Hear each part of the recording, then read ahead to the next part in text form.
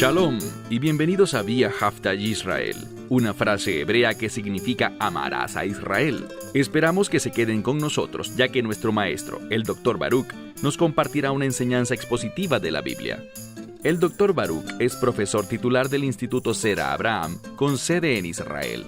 Aunque todos los cursos en el instituto se imparten en hebreo, el Dr. Baruch se complace en compartir esta enseñanza en inglés con doblaje al español.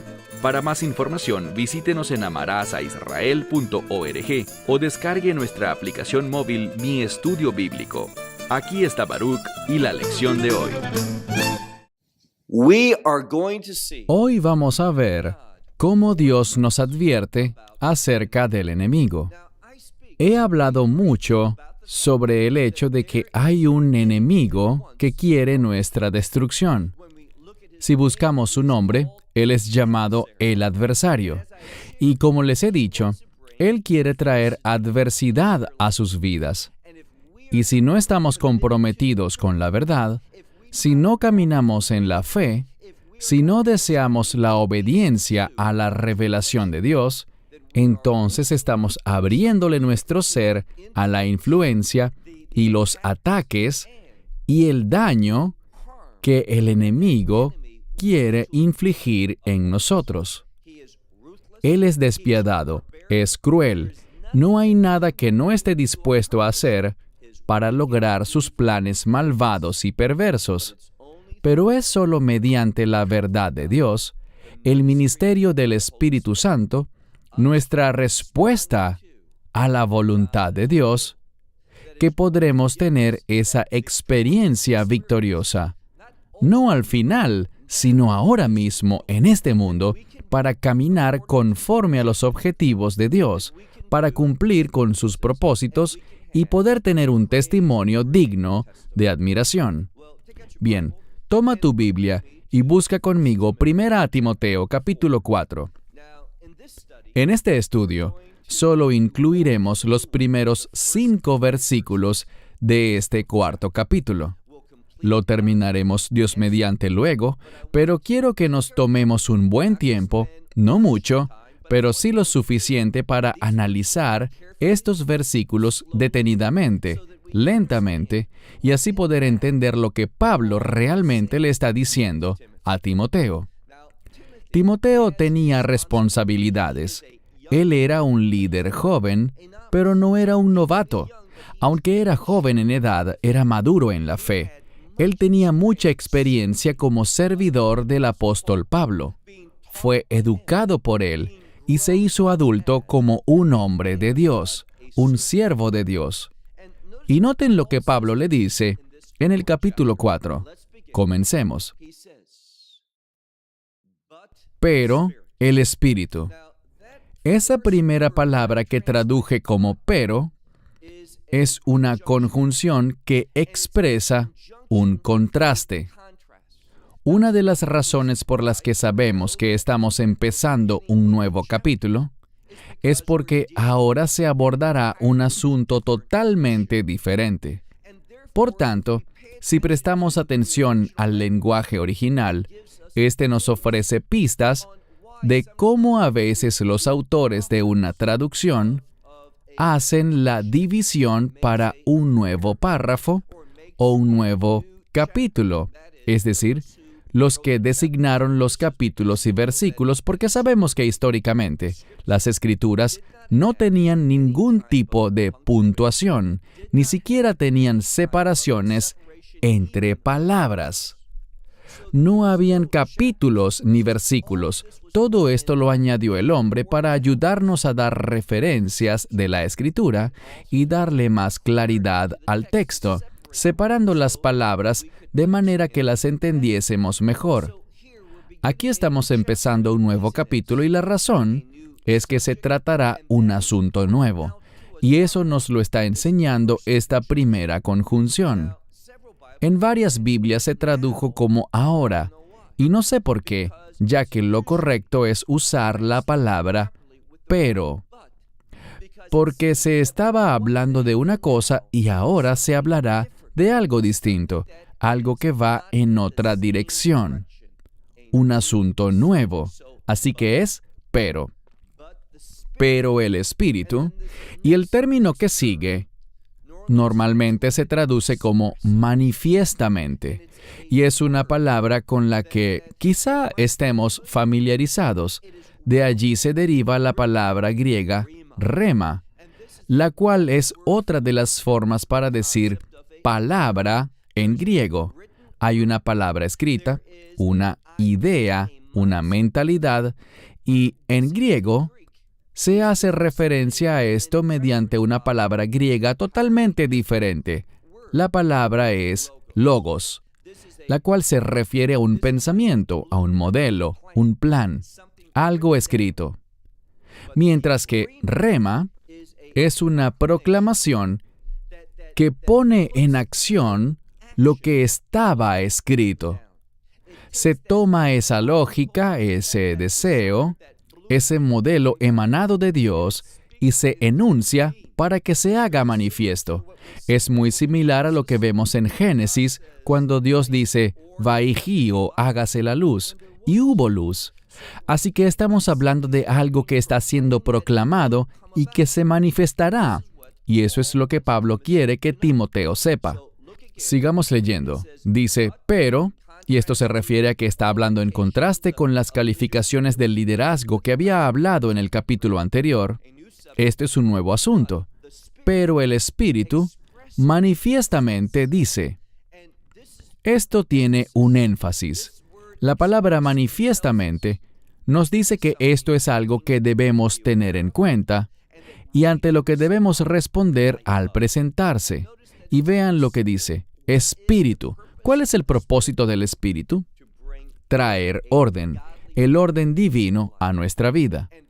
Y Pablo le estaba diciendo a Timoteo y a las congregaciones que están bajo su liderazgo, que y veremos esto en un momento, tenemos la frase, que en los tiempos finales. Esta es otra expresión referida a los últimos días. Esto habla de un tiempo de transición. Y creo que hay señales e indicadores proféticos de que estamos acercándonos a ese tiempo de transición, a los últimos días. Y hay muchas cosas que han de pasar. Vemos que están los dolores de parto, las guerras que van a suceder, todas esas hambrunas y pestilencias, terremotos, una variedad de cosas. Lo que debemos entender es que todo esto es para ocasionar inestabilidad y crear confusión. Y a menos de que conozcas la verdad y que te comprometas con la verdad, vas a estar confundido y te alejarás de donde Dios quiere que estés. Eso es lo que el adversario, Satanás, quiere hacer. Él quiere usar esa inestabilidad, hacerte entrar en pánico, hacer que quieras huir y te comportes de una manera que no refleja la confianza y la verdad de la revelación de Dios, para alejarte de la provisión de Dios, de su poder, de su presencia, y hacer que fallemos en vez de que tengamos ese testimonio de santidad. Dice aquí, pero el Espíritu manifiestamente dice que en los últimos días, y luego viene un verbo, es la palabra apostemai. ¿Por qué es importante? Bien, esto significa estar de pie aparte, estar apartado. Es un término que podríamos concebirlo como una partida, una salida. Es una palabra importante y tiene implicaciones en los tiempos finales. ¿Por qué? Pablo usa esta misma palabra en 2 a los Tesalonicenses capítulo 2, pero en forma de sustantivo, no como aquí que está como un verbo. Allá habla, en algunas Biblias aparece como la gran rebelión. Otros usan el término griego en su adaptación al español, la gran apostasía. Y a eso se refiere al decir que va a haber una partida, un alejamiento. Allí se habla de ese alejamiento y significa principalmente lo siguiente, que estábamos donde debíamos estar, pero hubo un alejamiento, un movimiento lejos de lo que era bueno hacia lo que es malo. Así que Pablo le decía a Timoteo que viera, y ellos tenían un sentido de inminencia con respecto a los últimos días, y todos deberíamos tener eso en todo momento. Pero ahora hay incluso una mayor indicación de que nos acercamos a esa transición. Así que en los últimos días, algunos, yo subrayaría esto, algunos se alejarán de la fe. Les he mencionado que siempre que veamos la palabra fe, el término que debe venir a nuestra mente es la verdad. La fe siempre es creer en la verdad. La fe no es solamente creer en algo, sino creer en la verdad de Dios, la cual es la única verdad. Así que llegará un tiempo, y esto va junto con esa apostasía que Pablo mencionó en 2 Tesalonicenses 2, en el que habrán algunos. ¿Y quiénes serán? Bueno, no hace mucho estudiábamos Primera de Juan, y allí vimos que él dijo que habían unos que se separaron de nosotros y no se quedaron con nosotros. Y su partida significa algo. Significa que no eran de nosotros. Y lo que eso implica es que nunca lo fueron. No eran verdaderos creyentes. Y el hecho de que no eran verdaderos creyentes se manifiesta con esta partida. Así que no se trata de personas que perdieron su salvación. No son creyentes que cambiaron de opinión sobre algo, sino que es la partida de falsos creyentes. Los que dicen, sí, yo creo. Ellos profesan o confiesan con su boca esa fe, pero no la tienen en el corazón, y su salida de la fe demuestra que nunca fueron creyentes. Bien, sigamos.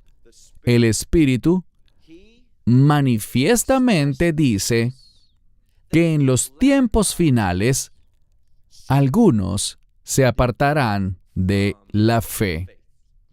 Ahora vamos a ver cuál es la consecuencia de apartarse de la fe, de no caminar en la verdad. Les diré algo. Uno de los grandes problemas de la actualidad en la comunidad de creyentes es la falta de respeto por el poder de la palabra de Dios, la autoridad de la palabra de Dios. En otras palabras, la gente se toma las Escrituras de una manera muy casual.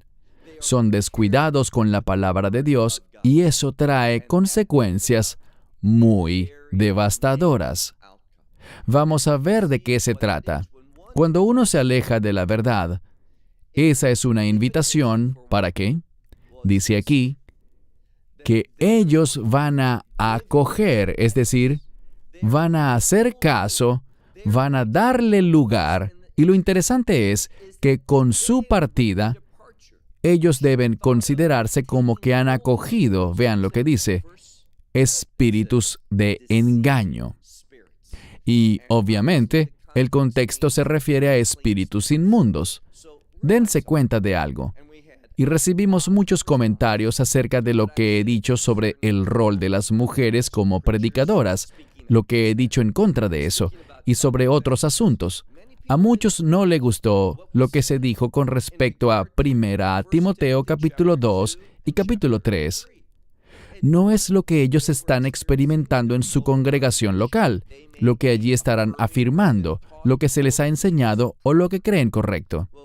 Hay que estudiar a fondo para tener certeza, porque si te alejas de la verdad, esa es una invitación.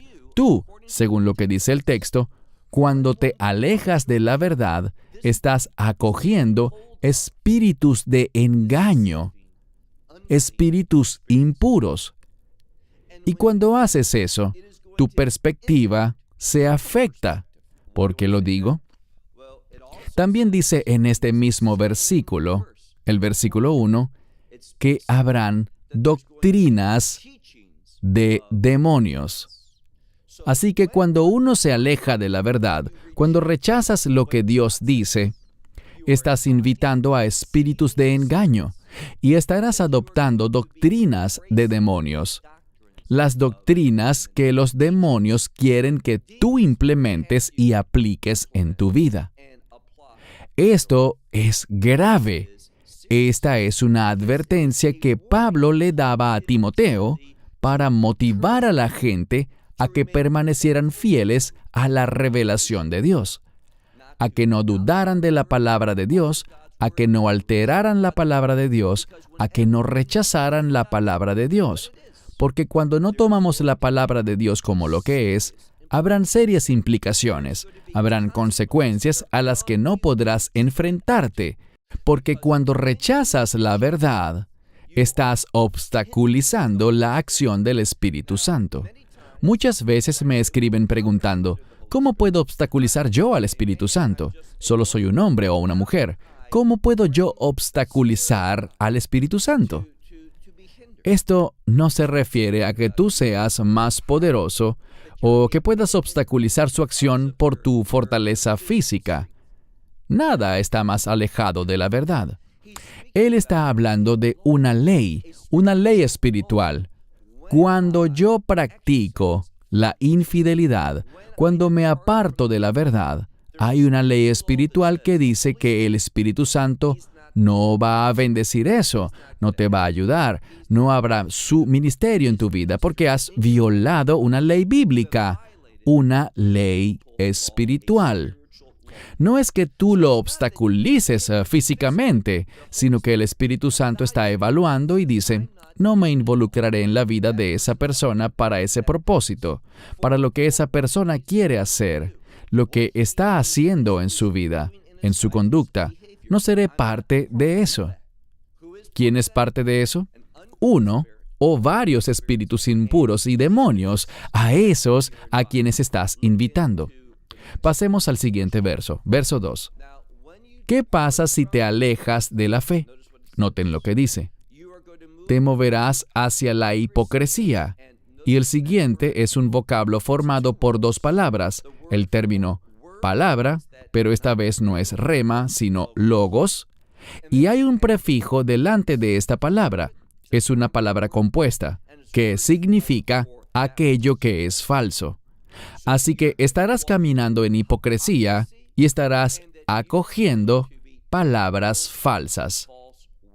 Es decir, recuerden que la palabra logos habla de lo que Dios ha dispuesto.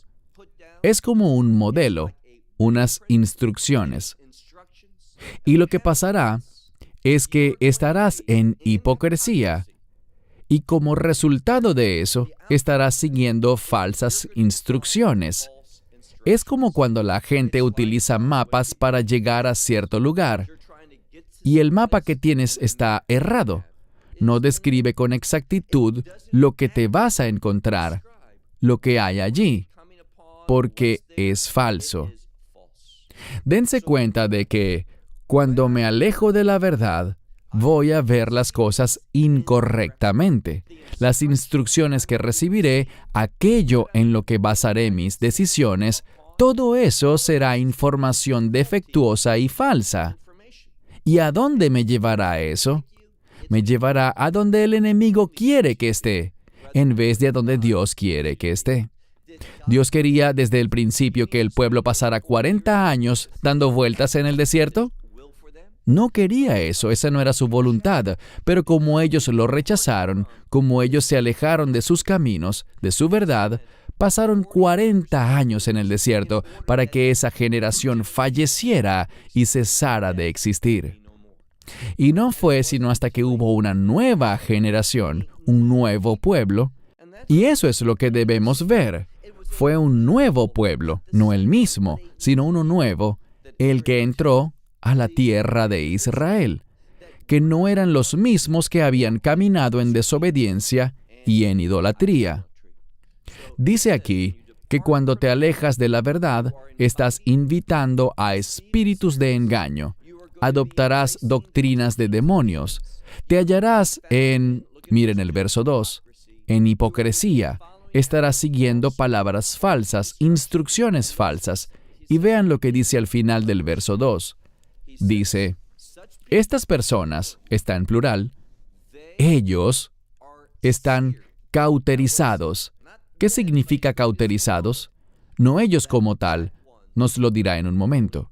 La propia conciencia de ellos. Esto es importante porque nos muestra algo. Al final del verso 2, se hace énfasis en la conciencia. ¿Por qué es importante? Como creyentes, Pablo no nos dijo, caminen según su conciencia.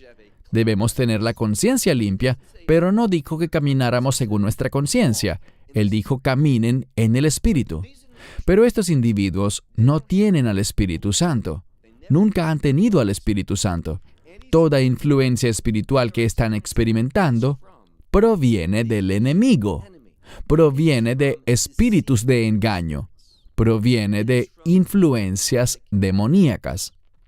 Por tanto, debido a su rechazo, recuerden cómo empezamos ese llamado a la adoración que hemos tenido, que está en Deuteronomio capítulo 30, verso 14, que dice que la palabra de Dios está en tu boca, está en tu corazón. En el contexto original, Moisés les leía la verdad de Dios. Ellos estaban hablando, ellos oyeron, ellos conocían la Torá. El problema es que no eligieron la instrucción de Dios. Y a causa de eso, vimos que hubo muerte, hubo un desperdicio de tiempo. Gente que no estaba donde Dios quería que estuvieran. No estaban haciendo lo que Dios quería que hicieran. Ese es el resultado. Todo un desperdicio. Volvamos a ese pasaje de la Escritura que dice que esos individuos tenían la conciencia cauterizada. La palabra que sale aquí es un término que se usa en el ámbito médico para una acción que se hace a una parte del cuerpo, tomando algo muy caliente como un hierro encendido o un instrumento médico que se pone encima y quema, cauteriza esa parte. ¿Y qué sucede? Ese calor destruye los nervios y esos nervios ya no pueden sentir nada. Debido a eso, podemos entender que una conciencia cauterizada ya no puede funcionar. Originalmente, Dios creó a toda la humanidad, tanto judíos como gentiles, y todos tienen una conciencia. La conciencia funciona. Esta puede entender hasta cierto punto la revelación de Dios. Puede discernir hasta cierto punto lo bueno de lo malo. Pero el Espíritu Santo en nosotros nos conduce en toda la verdad. Es un espíritu de justicia que funciona de manera superior a la conciencia.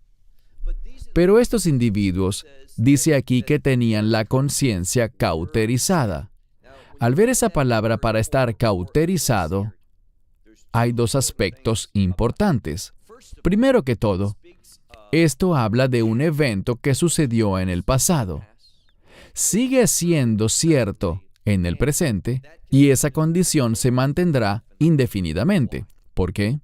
Está en tiempo perfecto. Sus conciencias fueron cauterizadas en algún momento en el pasado, siguen estando así y seguirán cauterizadas por siempre.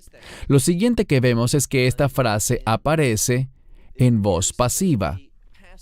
Eso quiere decir que no fue algo que ellos hicieron, sino que algo actuó sobre ellos desde afuera. ¿Y qué fue?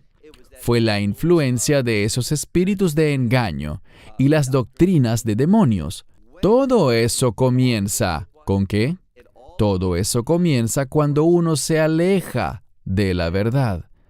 Hacer eso es muy peligroso. Cuando te alejas de la verdad, te adentras en un lugar muy peligroso. Es de eso que Pablo estaba hablando. Y quería que la gente no cediera, no fuese descuidada con la palabra de Dios, sino que permaneciera en la verdad, que no se alejara de la palabra de Dios. Pasemos ahora al verso 3. Y solo nos quedan 3 versos más, el 3, el 4 y el 5. Y veremos que se habla de ciertas cosas. Muchas veces queremos hacer interpretaciones con base en nuestra experiencia, pero lo que Pablo le estaba instruyendo a Timoteo Eran cosas que iban a caracterizar a los últimos días. Así que no hay que buscar en la historia las cosas que se estaban refiriendo aquí, porque esto es algo que iba a pasar después. Dice aquí que habrá quienes prohibirán el matrimonio. Ahora bien, la prohibición del matrimonio. La palabra para prohibición también tiene que ver con ejercer un cierto grado de control. Si prohíbes algo, es porque quieres controlar la situación o crees que tienes algún derecho a controlarla. Y lo que dice aquí es que habrá líderes que querrán decirte con quién sí y con quién no te puedes casar, sin estar basados en la Escritura, sino en su propio deseo de controlarte. Ellos van a querer que tú, finalmente, te sometas a ellos, no a la verdad de Dios, sino a ellos. Esto es lo que dice. Y en algo tan básico como lo es el matrimonio. Y hoy en día, yo me asombro al enterarme de que hay líderes de congregaciones en ciertos lugares en los que la gente incluso debe pedir permiso. Recuerdo algo que pasó no hace mucho. El líder le dijo a una pareja: quiero comprobar si realmente están comprometidos el uno con el otro. Quiero que durante 6 meses no se hablen, no se escriban, no se envíen mensajes de texto, no hablen por teléfono, nada. Si obedecen esto al pie de la letra y pasan 6 meses sin ningún tipo de contacto entre ustedes, pueden venir y testificar ante Dios que mantuvieron esos 6 meses de separación, y entonces los casaré. ¿Dónde está eso en la Biblia? ¿Por qué ponerles esos obstáculos a las personas? ¿Por qué intervenir así? ¿Dónde dice que tenemos esa autoridad? Y a esto se refiere aquí. Él hablaba de líderes que se apartarán de la autoridad de las Escrituras y harán sus propias reglas sobre quiénes podrán casarse. Si es que puedes casarte, y también dice, abstenerse de alimentos. Y debemos tener cuidado porque muy a menudo vemos traducciones deficientes. Y esas traducciones deficientes suelen hacerse porque tienen una indiferencia ante la palabra de Dios. Y dijeron lo que ellos querían decir o lo que ellos superficialmente creyeron que decía allí. Muy a menudo los traductores recurren a su bagaje cultural para trasladar el texto bíblico hacia el idioma de destino. Voy a traducir esto de una manera muy literal. Aquí está hablando de no acoger, no recibir alimentos, así que prohíben casarse y podría decirse que se abstendrán de alimentos que Dios creó para ser recibidos. Ahora bien, este es el problema. La gente al leer esto dice lo siguiente. Se trata de un versículo que parece decir lo siguiente, pero no es así. La gente quiere que esta escritura diga, Dios ha creado todos los alimentos para que sean recibidos por nosotros. Pero no dice eso. Si lo lees con atención, dice esto. Dios ha creado, y si tu Biblia dice para ser recibidos, eso está mal. ¿Por qué? Para ser recibidos sería un verbo, pero si revisas bien, verás que este es un adjetivo. Esto es muy importante. Segundo, está la preposición eis, que significa para, antes de ese adjetivo. Así que dice para ser recibidos. Entonces Dios creó alimentos para ser recibidos. No se refiere a todos los alimentos, sino a los alimentos que Dios creó para ser recibidos. Dios ha dicho, esto es alimento, y si vemos, por ejemplo, en Levítico y el libro de Deuteronomio, hay capítulos en los que Dios dice, esto es alimento y esto no lo es. Esto se puede comer y esto no. ¿Quién lo dice? Dios. Y hoy en día la gente ignora eso por completo. No deben hacerlo. ¿Cuál es la metodología de interpretación que dice, bueno, si la Biblia habla del diezmo, diezmamos hoy, cuando el diezmo era para Jerusalén? Hoy no entraremos en ese tema, pero es muy interesante que muchos enseñan sobre el diezmo, y no estoy en contra de eso. Es un principio maravilloso que nosotros como creyentes deberíamos aplicar incluso con mayor generosidad, más compromiso, ser más sueltos con nuestros recursos. Pero es interesante, y hay un pastor en Texas que dice, si no diezmas, estás abriéndole tu vida a los demonios. Me pregunto si también diría, pero esa misma Torá que enseña sobre el diezmo, dice que si comes un animal impuro, estás dejando que los demonios entren en tu vida. ¿Creen que predicaría ese mensaje? No lo creo. Lo que hay que buscar es que haya consistencia en el método de la interpretación de las Escrituras. Sigamos leyendo, dice aquí. Ellos prohíben alimentos que Dios, y se refiere a Dios, creó para ser recibidos. Para ser recibidos con acción de gracias. ¿Por quiénes? Por los que son fieles, por los que son creyentes y que tienen conocimiento de la verdad. De nuevo, aquí hay algo importante. Vemos el término creyentes y también el término verdad. Los creyentes tienen conocimiento de la verdad. ¿Y cuál es la verdad? La palabra de Dios, la revelación de Dios, las Escrituras. Así que él estaba diciendo que nosotros no debemos rechazar alimentos que Dios ha creado y su palabra, su verdad lo respalda para ser recibidos con acción de gracias, no rechazados.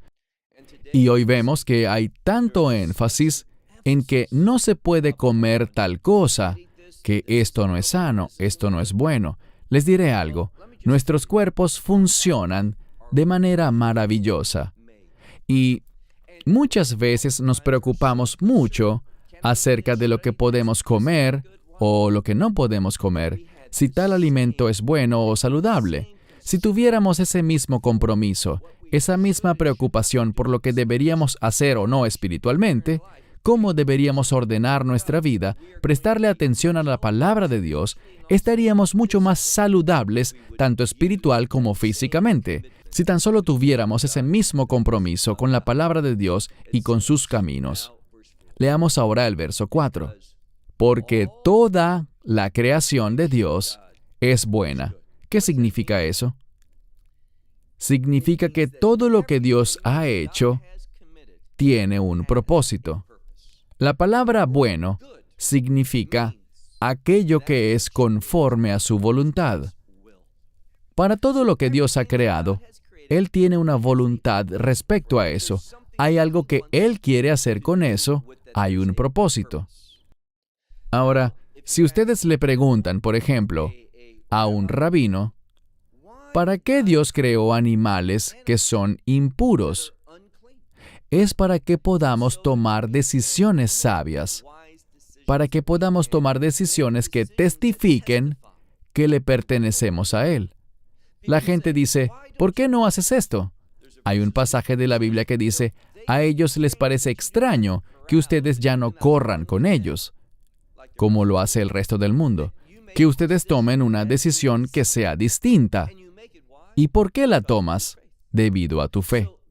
Así que esos animales impuros tienen un propósito. Están allí para que podamos demostrar discernimiento, demostrar nuestra obediencia a Dios, que podamos mostrar que somos personas que se someten a sus instrucciones. Dice aquí, porque toda la creación de Dios es buena y nada, dice aquí, nada debería ser, noten lo que dice, nada debería ser rechazado. ¿Por qué? Con acción de gracias ha de ser recibido. Así que no lo rechacen. Dice aquí que deben recibirlo con acción de gracias. Y luego nos dice cómo. ¿Cómo hacemos eso? ¿Se refería aquí a todo? si el asunto, es decir, si el tema finalizara en el verso 4, podríamos sacar esa conclusión, pero vemos algo aquí. Verso 5. El verso 5 es una continuación que explica lo anterior. ¿Cómo sé que es una continuación y una explicación? Bien, si se fijan, tenemos una partícula muy importante, la palabra griega gar. Gar se suele traducir como porque, y su función es esta. Luego de decir algo, esa palabra griega gar identifica que se hará otra afirmación que está relacionada con lo que se acaba de decir. Así que el asunto no ha finalizado en el verso 4. La idea continúa. Sigamos leyendo. Dice, porque toda la creación de Dios es buena. Y nada es, esta palabra que viene significa rechazado, sino que más bien es recibido con acción de gracias. Porque, fíjense en lo que dice, último verso de hoy, el 5. Porque es santificado. Esto está en voz pasiva, es decir, que algo causa que sea santificado. ¿Cuál es el concepto de santificado? Santificado tiene que ver con santidad. De hecho, la palabra santo aparece en la palabra santificación. Es el proceso de volverse santo. Y ahora les diré lo que mucha gente cree. Si yo oro, eso lo santifica. No vemos que diga eso en la Escritura. Eso no es lo que dice. La santificación es un proceso en el cual la santidad, y entiendan algo, la santidad es una palabra de propósito. Cuando yo tengo un comportamiento santo, es porque me estoy comportando según los propósitos de Dios. Cuando tengo un comportamiento impío, es porque no estoy cumpliendo el propósito de Dios. Así que cuando dice que es santificado, debemos entender que habla de propósito. Y vean lo que dice aquí.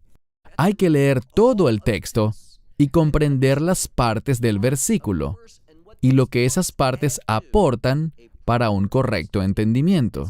Dice aquí, porque es santificado a través de la palabra de Dios. Así que me doy cuenta del propósito. Todo lo que Dios creó es bueno, pero no entiendo el propósito intrínseco. Es decir, yo no conoceré el propósito, cómo responder ante eso, cuál es la utilidad que eso tiene para Dios, a menos de que conozca su palabra. Así que allí mismo nos está diciendo que todo lo que Dios creó tiene un propósito, es bueno, pero es solo a través de la revelación de su palabra que yo puedo afirmar el propósito. Afirmar el propósito de Dios es la santificación. Eso es lo que es, someterse a los propósitos de Dios. Él dijo aquí, todo lo que Dios creó es bueno, tiene un propósito, y no debería ser descartado o rechazado a la ligera, sino que más bien nos dice que debe ser recibido con acción de gracias. Darle la bienvenida, entender que tiene un propósito, dándole gracias a Dios por lo que Él ha hecho. Y luego nos dice, porque esa cosa, lo que debes hacer con ella, su propósito, es revelado, es santificado por la palabra de Dios y por la oración. Es decir, es necesario que yo aborde la palabra de Dios, su revelación, en oración. Esto significa que debo ponerme en la presencia de Dios. La oración es eso. La oración es cuando uno dice, Dios, estoy invitando, estoy pidiendo, estoy deseando que se ilumine tu revelación.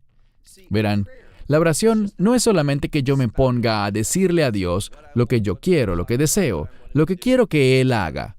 Eso no es orar.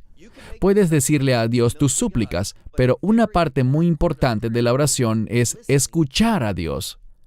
Así que nos encontramos con su palabra y también queremos su iluminación. ¿Por qué? Para saber cómo responder ante algo determinado, sea lo que sea. Ahora bien, los alimentos, y concluiré con esto. Los alimentos son algo que manejamos todo el tiempo. 3 veces al día, desayuno, almuerzo y cena. Algunos bocadillos entre comidas y esas cosas. Pero los alimentos, lo que comemos y bebemos, es algo constante durante el día. Y una de las razones por las que Dios nos da instrucciones, las leyes alimentarias, es porque eso nos acompaña durante todo el día, toda la semana, todo el mes. En otras palabras, por toda la vida. Y esas leyes alimentarias nos indican algo. Del mismo modo que lo vemos con respecto al matrimonio y la intimidad dentro del matrimonio, hay reglas que Dios ha establecido sobre cuándo podemos tener intimidad y cuándo no. No analizaremos eso ahora, porque no es el tema al cual estamos refiriéndonos, pero hay veces en las que Dios prohíbe que el marido y la mujer se unan. Sabemos que está ese tiempo habitual de separación, y otro es para la oración. Eso es lo que Pablo dijo en el Nuevo Testamento. Pero los alimentos nos enseñan a diario, varias veces al día, a ejercitar y tomar decisiones según las instrucciones de Dios. Así que, cuando vemos las kashrut, las leyes alimentarias, no solo están allí para nuestra salud física. ¿Este alimento es bueno? ¿Es saludable? En su mayoría, las leyes alimentarias no hablan de la salud física, sino de la salud espiritual. Ellas me recuerdan, cada vez que abro la boca para beber algo o alimentarme, que Dios es el que toma mis decisiones, que me someto a sus instrucciones, que yo ordeno mi vida en base a lo que Él ha dicho.